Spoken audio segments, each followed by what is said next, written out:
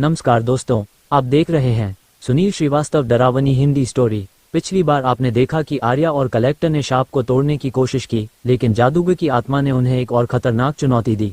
कोठी में सब कुछ तेजी से बदल रहा है और अब वक्त है इस रहस्य के अंतिम अध्याय की ओर बढ़ने का। जानने के लिए कहानी को अंत तक देखें और चैनल को सब्सक्राइब करना न भूलें।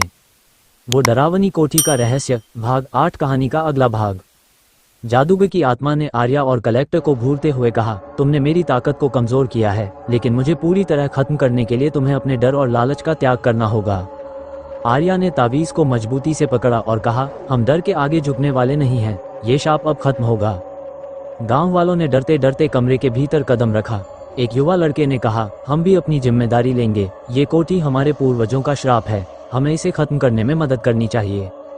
कलेक्टर ने सभी को एकजुट होकर शक्ति प्रदान करने के लिए प्रोत्साहित किए। जैसे ही तावीज को बीच में रखा गया, कमरे की मूर्तियां अचानक हिलने लगी, उनमें से चीखने की आवाजें आने लगी। जादूगर की आत्मा चिल्लाई, तुम्हें इन मूर्तियों को तोड़ने का कोई हक नहीं है, यह मेरी शक्ति का केंद्र है। आर्या ने कहा, अगर हमें इन आत्माओं को मुक्त करना है तो हमें अपने डर पर विजय पानी होगी।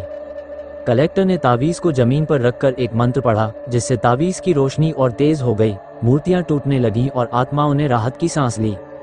लेकिन तभी जादूगर की आत्मा ने पूरे कमरे को हिलाना शुरू कर दिया। दीवारें टूटने लगीं और जमीन पर बड़ी दरारें पड़ गईं। जादूगर ने कहा, तुम सबको यहाँ दफना दूंगा।